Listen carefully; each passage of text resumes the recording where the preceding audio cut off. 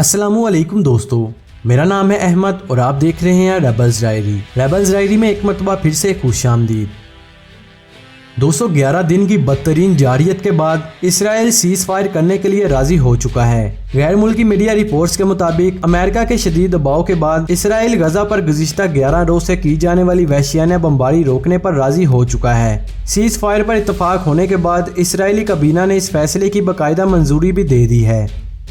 आपको बताते चले कि मंगल की सुबह से ही ये खबरें सामने आ रही थी कि गजा में गुज़िश्ता 11 दिनों से जारी इसराइली वहशियाना बमबारी के बाद अब जंग बंदी का इम्कान है।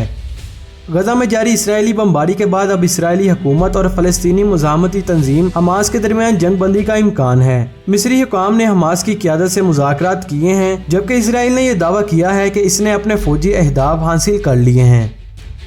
जंग बंदी के लिए अमेरिका, मिस्र और कतर समेत दीगर यूरोपीय ममालिक ने अपना अहम किरदार अदा किया है। इन ममालिक की जानब से गजा की खराब सूरत हाल के बाइस इसराइली वज़ीर आज़म नेतन्याहू और हमास की क़यादत पर कशीदगी खत्म करने के लिए शदीद दबाव डाला गया था, जबकि पाकिस्तान, तुर्की और दीगर कुछ इस्लामी ममालिक समेत अहम यूरोपीय ममालिक की जानब से भी भरपूर दबाव डालकर इसराइल को सीज फायर करने पर मजबूर किया गया है।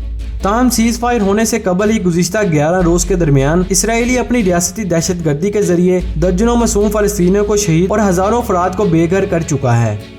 इसराइली हमलों में शोहदा की तादाद 240 से ज़्यादा हो चुकी है, जबकि 1500 से ज़्यादा अफराद जख्मी भी हुए हैं। तो दोस्तों, ये थी आज की वीडियो। इस वीडियो के बारे में आपकी क्या राय है? अपनी राय का इज़हार कमेंट सेक्शन में ज़रूर कीजिएगा। अगर आपको ये वीडियो पसंद आए तो इसे लाइक जरूर कीजिए और हमारे चैनल को सब्सक्राइब करके बेल नोटिफिकेशन ऑन कर लीजिएगा, ताकि हमारी वीडियो आप तक पहुंचती रहे। अब मैं मिलूंगा आपसे एक नई इंटरेस्टिंग वीडियो में, तब तक के लिए इजाज़त दीजिए। अल्लाह हाफिज़।